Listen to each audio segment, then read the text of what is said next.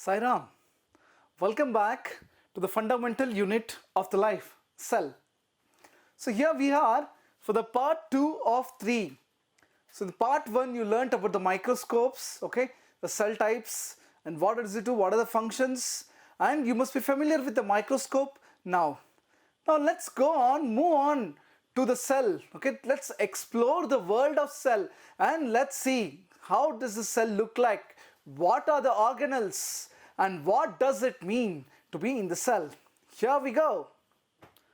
Here, this is the structure of a cell. You see two types of cell over here. One is plant cell and one is the animal cell. Okay, and the main thing in plant cell is the cell wall over here. Okay, as we have the wall, a building boundary walls everywhere, so does the plant cell have the cell wall. And the sum of the things to go to the organelles. Here are the brief organelles which are present in the cell. Let's see what are they. You have this large central vacuole in the plant cells, and you have the tonoplast, you have the chloroplast, which is very important in the plant cells, and you have the cell wall, the plasmodesmata, and together with both in consultation with this animal cell, you have this centrioles over there, and when you compare both, you have cytoskeleton in both of them, you have perioxome, mitochondrion, the ribosomes, the rough endoplasmic reticulum, the nucleus over here, the smooth endoplasmic reticulum, the Golgi apparatus, the lysosomes, and the plasma membrane. So these are the organelles which are present in both of the cells.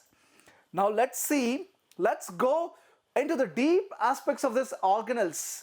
So what does this organelles do and how they play an important role? What do they contribute for our betterment in the body and in case of the plants? Let's go.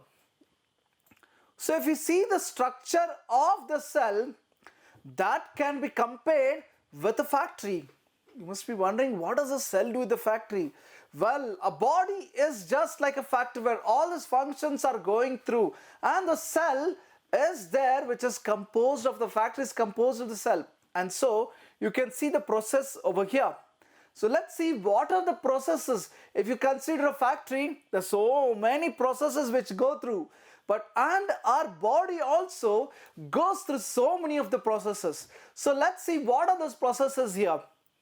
Yeah, here we go. First one is the nucleus. So if you compare it to the factory, this is a nucleus where all the things are made, the planning, everything, okay, it is transferred on, all right. So here you can see all the planning is made, everything. So what to be gone next, where, what, so that nucleus takes care of that.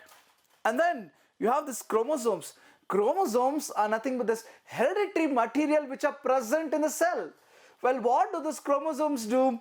They take this, okay, hereditary material and pass it on to all the offsprings, okay, pass it on to the next generation. And so you can see here, if taking it here, okay, then they're making copies and they're passing it on to the next generation. And then you have this mitochondria. You must have heard this mitochondria. What is mitochondria? Got it right. The powerhouse of the cell, right? Yeah. Here, the powerhouse of the cell, the powerhouse of the factory, here you put, the coal has been put and it generates the power. And so it is compared to this mitochondria. Why? Because it's a powerhouse of the cell which generates this power. Alright? So it generates this power and then it transfers to the next one. Let's see what's next. The ribosomes. Wow. The ribosomes which are present here, they carry this proteins and everything from one part to the another part. And here you can see the protein, everything being carried from one part to the another part. Next, you have the chloroplasts. Yes, the chloroplasts, here what they do? They produce their own food. In case of this plant cells, they produce their own food. Alright? They produce their own food and then they store it inside the plant. So here you can see the sugar being produced and then being stored. So this can be compared. Alright? And then you have this vacuoles. So here you have this vacuoles which pack up the gapping and it's produced, it sends it out to the next process. Alright? And then you have this endoplasmic reticulum. So here you have this endoplasmic reticulum which does the transfer of materials, okay, from the plasma membrane transfers from one place to the other place. So that's how you can see the person transferring it here from one place to the another place. And then you have the cell membrane. Yes, the cell membrane is the important part. Why? Because the cell membrane takes what is required and doesn't allow what is not required. It's just like a filter which requires whatever is required, it takes it, other things it just. So here you can see the entrance and exit, whatever, whoever is allowed, they are taken, rest all are just given out. Alright, and coming on to the cell organelles here, first cell organelle we'll study is a plasma membrane. It's also called as a cell membrane. So why is it called so? It is because it allows, it's a sort of membrane like thing which surrounds the cell, and the main function being allowing whatever is necessary and filtering of the substances. So if you see, take a muslin cloth. So if you go somewhere to the olden days, what they do, they had this muslin cloth, and when they used to boil the tea, and when the tea was ready, they poured it into the muslin cloth and they squeezed off the muslin cloth. So once they squeezed off this muslin cloth, what is to happen? Whatever liquid which is there, that was got through, and whatever solid which is there, that was filtered off, and that is caught in the muslin cloth. So that can be considered as a cell membrane which which requires whatever is there, it stops that. Okay, even in the RO plants, everything you have these membranes. What they do, they take away whatever is required, what is not required, that's given back. Alright, so if you see, it is the most delicate elastic membrane that covers the cell. Alright, and then separates the contents from external environment to the internal environment. And then it is very, very important part. Alright, so it is selectively. What does it mean by selectively? It selects whatever is required only is done, rest all is just given back. Alright, and then you have this, it's made up of a bilipid layer. What is this bilipid layer? 2 layers of lipid, we'll come to that. Okay, and these proteins are integrated outside and inside. Alright, and small carbohydrates are attached to the outer surface of these lipids. So that is how this bimembrane layer looks like. So main functions, what are they? To shape the contents of the cell, mechanical barrier and semi-permeable. So it forms that, the mechanical barrier, it means that whatever is required, that is taken, and what is not required, that's given out. Well, and also it forms in the endocytosis recognition centers. So we'll come back to this, what is endocytosis, alright, and the flow of information, like it helps in the osmosis, okay, and also in continuity to perform special functions like absorption in the microvilli. So these are some of the functions with the cell membrane, which calls plasma membrane, takes place. It takes place the plasma membrane. Alright, did you get it correctly? Wow. So you just go to the points and you'll get this very, very correct. And just how to remember it? Just remember the cloth, okay? In case of older days, or you see in the villages, they take a cloth, they pour it, okay? Remember, membrane means a very, very thin piece of cloth which separates what is required and what is not required. Alright? So here you go. Here this is how the cell membrane look like. If you see, whatever is required is only going through. What is not required is just going. It is just filtered outside. And you see this lipid layers. Okay, these are this bilipid layers. You see this bilipid layers, and also this intrinsic and extrinsic proteins which are attached to this cell membrane. Okay. Now this can be also called as a Singer and Nicholson model. Alright. Must be wonder what is this Singer and what is this Nicholson? Well, everything you find out is is named after the scientist. Who knows? You might become a scientist and you might find out something, and something will be named after you. All right. So Singer and Nicholson are there's a scientist who found out this membrane model, cell membrane model. Now let's go into the next one. So this is what it's also called as a fluid mosaic model. Now mosaic, what is this mosaic? So you have heard of this mosaic tiles?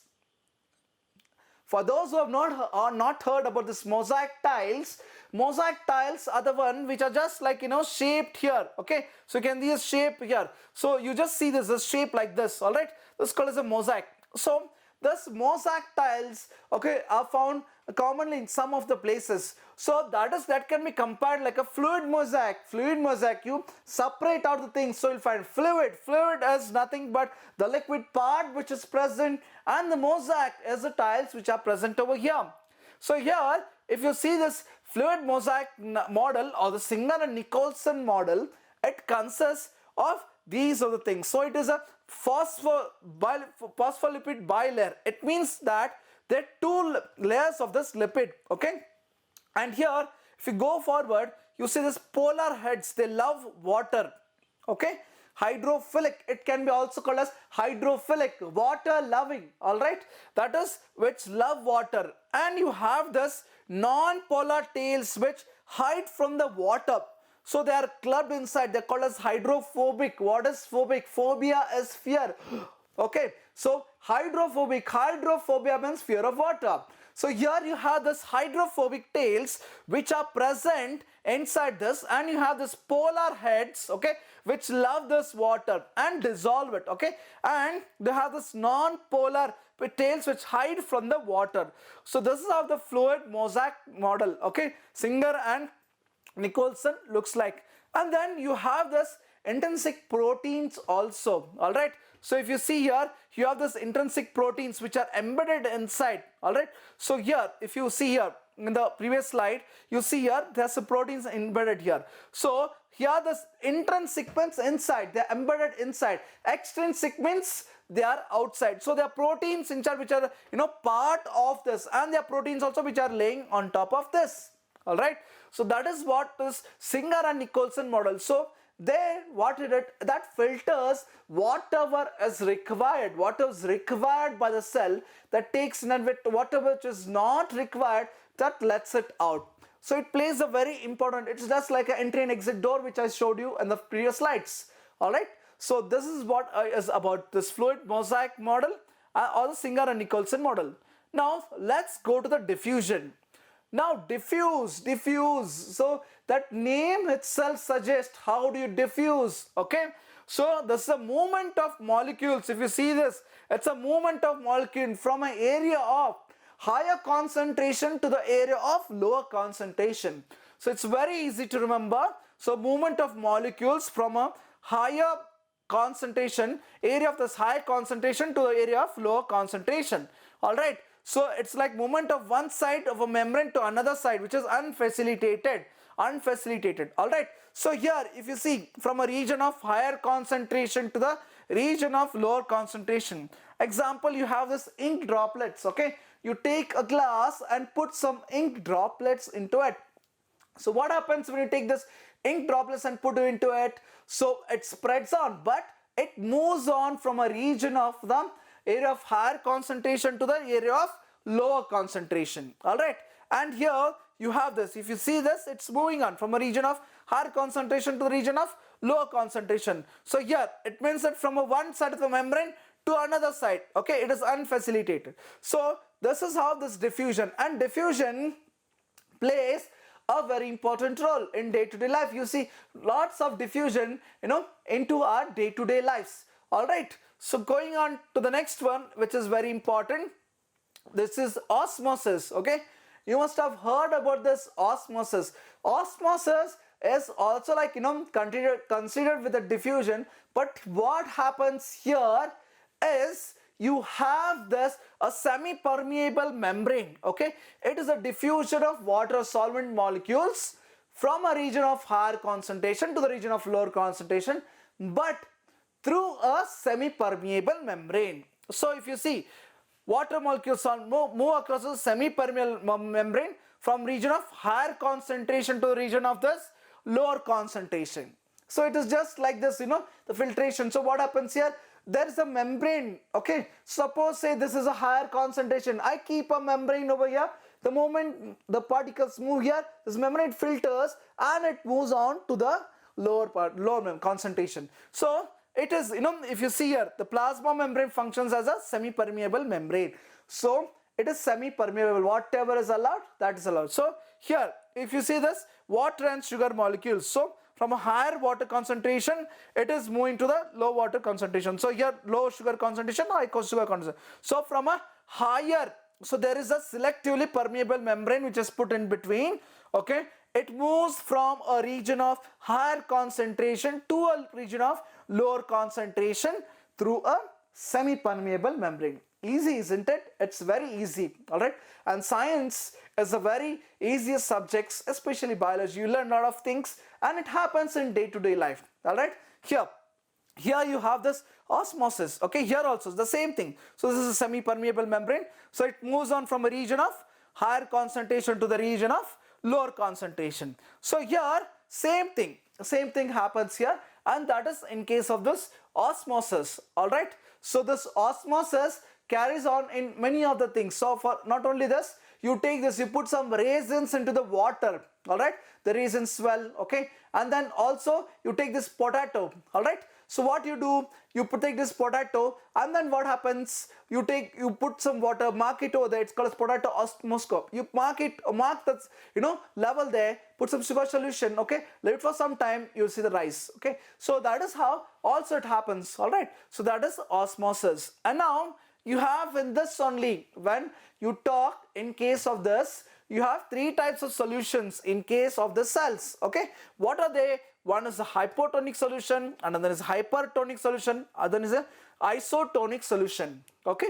These are very simple solution, but these solutions matter a lot in the experiments what you do or the things what you do. So here in case of this hypotonic solution, what happens here, a solution has a lower concentration of other solute than other. So here this is a hypotonic solution, all right. In case of the hypertonic solution, what happens? So one solution has higher concentration of solute than the other. So hypo, how do you do? Hyper means very high, hypo means low, okay, called as hypertension, very high BP. So hyper, his hyperactivated person, or his energy levels are hyper. What is hyper? More, high. What is hypo? Low, all right. So you have this hypotonic, and this one solution has lower concentration of solute than the other, and hypertonic, one solution has higher concentration of solute than the other. And then you have this isotonic solution. What is this isotonic? Isotonic means both solutions have the same concentration of the solute, same, whatever is it, that's the same thing, okay. So this is hyper, this is hypo, okay, and iso. So these are the things which are very important solutions, okay. And then you can see, if you see this, okay, thanks to Amoeba Sisters for the providing this. So here you have this hypotonic solution, all right. So if you see it's swelling, and here you have this isotonic solution where nothing, there's no change here. And then this is hypotonic solution where the cell what happens? It just goes down, okay, it is shrunken, all right. So here you have this water moves to the hypertonic areas, whatever it is. So this, here it suggests, okay, the hypotonic solution, isotonic solution, and the hypertonic solution.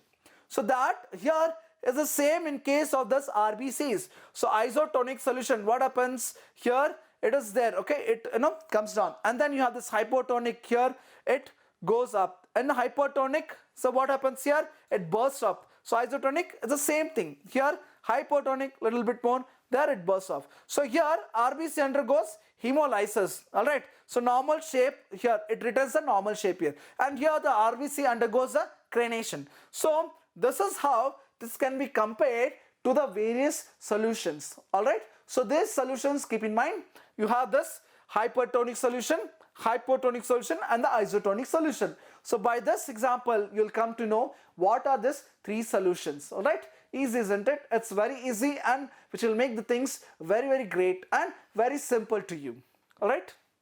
Here, now going on to the types of the cell transport. Now, as we see, there's some transport required for the cell, so to move from one part to the other part. And here transport means nothing but moving from one part to another part. Like for example, there's a transportation, okay, vehicles which provide this transportation for us, which we move from one part to the other part. So here we have here in case of the cell, okay, which transports from one part to the another part. So how does it done? Okay, we have two types of it, okay. There's a passive transport and the active transport. Now let's go on in detail. What is this passive transport? What's this active transport? So here in this passive transport, the cell doesn't require energy. Okay, the diffusion, facilitated diffusion and osmosis are the examples here. So cell doesn't require any energy here. So it can be compared to a person, we. Okay, so he'll just go down, because from high to low, what does this mean? It means that, when you're there, so he's using the skates, so when it is a, it's a slope, so what is it? There's no much energy required, so just stand, you go down. All right, so here, but that's not the case here in case of this active. All right, it's just a passiveness. Okay, look at the names: passive transport, active transport. Passive, it's not that this one. Okay, it can move from a higher one to the lower one without any external support. Just move, zoing, it just goes up. But here in case of this active transport, yes, cell uses this energy. Okay, what is the energy here? Can anybody think of it? What is the energy? Yes, you're right, ATP is the energy. What is ATP? Yes, ATP is nothing but adenosine triphosphate. So here the cell uses this energy. Okay, so in case of this protein pumps, endocytosis, exocytosis, this is an active transport which involves energy. So that consists, here you can think of the same person who has come from up to down. Now if he has to go from a lower level to higher level, yes, that requires a lot of energy. So he's going to say this is going to be really hard work. This is going to be hard work because you need your energy. So compare yourself when you're moving down the stairs or down a slope. Aram se tuck tuck tuck tuck, you'll just move on. But when you're moving up one, okay, up the slope or upwards, so you really need to put in a lot of energy. Okay, suppose say you need to put in a lot of energy, like you climb a stairs upstairs. So it requires a lot of energy and you climb. But the same thing, if you want to come down, you'll just come down. Okay. So here in the active transport, that activeness is there. It requires this energy. All right. So what is that energy in case of ATP? All right. So this is how you compare these things. All right. So he comes down here. This is in case of this passive transport. In case of this active transport, has gone go up. But what is the thing there? There is the energy which is required. All right. So here are the types of cell transport here. So this requires energy is active transport over here. So this ATP is here. You see that only when ATP is released, okay. Bulk transport in case of this endocytosis. So what happens here?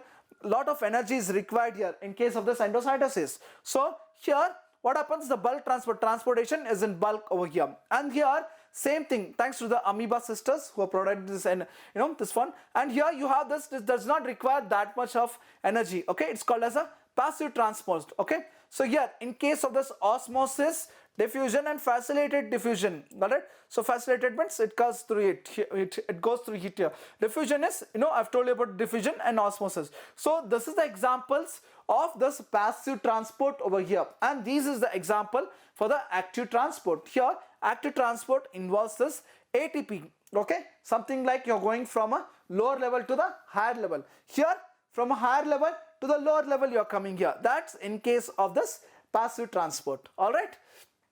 And now moving on to the endocytosis. So what is this endocytosis? Endocytosis means taking bulky material into the cell. So if you see all the cells here, the material which is there, it takes the bulky material into the cell, okay, and then it gives up like this. So it uses this energy and the cell membrane enfolds around the food particle.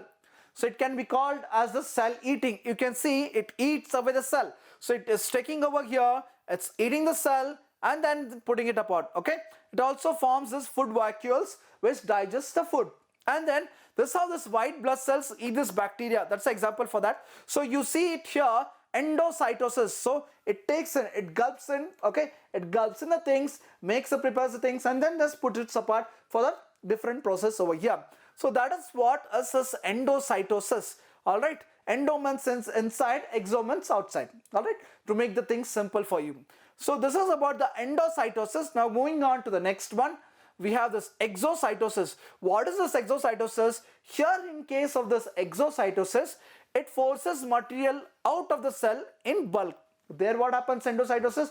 It brings in bulk through the inside the cell. Here it goes outside the bulk, okay, in bulk, outside the cell in bulk.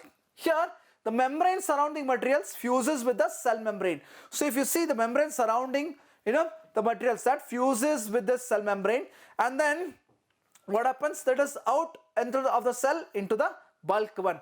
So cell changes shape, that requires this energy, all right. And then you have this, for example, hormones or waste materials which are released from the cell. So that is done through this process. So exo, as I told you, exo means outside, endo means inside. So exocytosis moving out from cell to outside, endocytosis from outside to inside. Here, okay, so this is the process of this exocytosis. Now coming on to the next one, here we have the cell wall. So this is very important in case of this plants, all right. So as we have wall or a compound wall in our house surrounding things which protects us from the intrusions or which protects us from the other things which go around, so does the cell wall in case of plant do this. So that can be compared to that, all right. So what is a cell wall? It's a rigid semi-elastic semi-permeable membrane which is covering out, okay, which is covering present inside the plasma membrane, okay. After the plasma, the cell membrane, the cell wall is present, all right, which covers that, all right, in plants, fungi and prokaryotes. So these are the things it's covering, okay. It covers the entire thing, all right. It covers those things, and then it is made up of the cellulose in plants, fungal cellulose, and chitin in fungi. So cellulose is the most important part which is present in the plants. Okay, what is the cellulose? The thick hard part. Okay, sometimes you can eat this cellulose. So what happens? You don't have the capacity. We don't have this enzyme called cellulase which can't digest this cellulose. So that's why we don't eat this plant parts. So best example is when you take this drumstick. So what happens when you eat this drumsticks? You take up the outer layer and just take the whatever inner things you release that, you sever it and put out the outer things, okay. That is cellulase. So cellulose, so the cellulose that is made up of the cellulose, okay, the cell wall. So it in plants, fungal cellulose and chitin in the fungi. So there is an extra deposition of lignin, okay. Suberin and coating may be present during the secondary thickening. So here in case of cell wall, you have this to the primary thickening and secondary thickening. So after that, this thing can be, okay, extra present. So that also acts as a cell wall which prevents the entry of the substances from one thing to the another thing. And then it provides like a cementing layer called middle lamella which is present in the walls of adjacent cell. So it is the middle lamella, it's a cementing layer. So two things which is a cementing layer. If you see, you'll see in the diagram. So you see this, it's just like a cementing layer, okay. That's walls between the walls of the adjacent cells. And the cell wall possesses small pores through the adjacent cells which connected called plasmodesmata, all right. So small pores where things get exchanged, okay, and that is connected, which is called as plasmodesmata. And now that's how the cell walls looks like. And let's see. So here, if you see the structure of the cell wall, so this is the cell wall, okay, just wall, all right. So here, so you have the cell wall, okay, thanks to makes GF at gfsoup.com, which helps us to make this GFs. And here you have this cell wall which is present over here, okay. So this is the cell wall, all right, so which prevents the entry of other things. It's just like a compound wall. See, other organelles are present inside and you have this cell wall over here. And then you have this, as I told you, the plasmodesmata, okay, which is the small openings, okay, which one part to another part, which combination. And then you have this, okay. So if you enlarge it, you have this it is in the structure, all right. So this is how the cell wall looks like, all right. So going on to the plasmolysis now, okay, where this plasmolysis is a process where the cells lose water in a hypotonic solution. And what happens when they lose water? It becomes shrunken. So if you see this, the cells are losing water and they become shrunken in size, okay. That is mainly because of shrinking of the cell membrane in hypotonic solution, okay, with great pressure. So water exits in results, okay, here. So you have this solution. So what happens here? It's a process where the cells get shrunken, all right. plasmo, okay, cell, and the slices breaking down, so shrunken or breaking down. So that is what happens over here. All right, that's a process in which cells lose their water in the hypotonic solution. And plasmolysis, that is because of the shrinking of the cell membrane in the hypotension because of the great pressure. You see this diagram over here, you'll come to know. All right, so next you have this nucleus. All right, so nucleus is also considered to be a very important part or very important organelle into the cell. So what is this nucleus? Okay, you see here you have this, the nucleus, which is present in all cell. You have this nucleus present over here. Okay, this, what is this? It is a dense protoplasmic body that contains this hereditary materials, or you have this hereditary information controlling the cell activities. Okay, so that as well as to transfer to the next generation. Mainly this DNA and everything, all this chromosome, all are present in this nucleus itself. Okay, so what is that? It transfers from the next generation, from this generation to the next generation it does. All right, so it lies in the median or a central position. If you see here in the cell, it lies in the central position over here. And then in mature plants cell, it lies towards the periphery. When the plants gets mature, it lies towards the periphery over here. And then you have this called, it is called as a nucleoid. Okay, it's also called as a nucleoid. And cells like RBCs, sieve elements, they lack this nucleus. All right, and then cells without the nucleus cannot survive for a long time. All right, because that, you know, that whatever material which is required, that is not supplied, so they can't survive in for the long time. And also you have this one nucleus, that is a uninucleate. Okay, that is present in most of the cell, but many cells have more than one. That's called as a multinucleate. So uninucleate, uni means one, multi means more. Okay, so this nucleus is present, mainly it contains this hereditary information controlling the cell activities and transferring this hereditary material from one generation to the another generation. All right, so this is how the nucleus look like. If you zoom, so you'll have this hereditary material which is present here. Okay, inside the nucleus, so it goes inside the nucleus, you see this materials over here. All right, so this is how it is. And remember these things. Okay, nucleus, all right, isotonic solution, hypotonic solution, and then osmosis, diffusion, all right, semi-permeable membrane, cell wall. So remember all these things, and you can go through slides once again. All right, now let's see how you test your skills over here. In the end, you need to test your skills. When you go through something, testing your skills is very important thing. So you can just go through these questions. Okay, draw a neat label diagram of the plant and animal cell. The first one which I showed you, the plant and animal cell, which are important. You can draw a neat label diagram, and then, you know, so show what are those things. Okay, and explain the structure of plasma membrane and its functions. What are these functions? This plasma membrane, what does it do? Okay, how does it look like? Okay, so you can go through that. Define diffusion and osmosis. So what is diffusion? What is osmosis? You can pen it the same. All right, and here name the 3 types of solution connected with the cell. So there are 3 types of solutions which I told you. So name all those 3 types. All right, what is active transport and passive transport? So you have learned about this active transport and passive transport. You can tell it in detail. And then you have this, describe the process of endocytosis and exocytosis. So all this, both endo, exo, which I told you, we can do that. All right, and what is a cell wall and describe its function. So cell wall is that you describe its functions. So what is plasmolysis? So as we saw, what is plasmolysis? So remember what is it, and just do it. Explain in detail about the nucleus. So just now we saw about this nucleus, you can explain this, and these are the skills which you can see and test your skills. So go through the slides once again and go through it once again, and have a nice day. Sai Ram. And that's the end of the second part. We'll meet you in the next part. Sai Ram.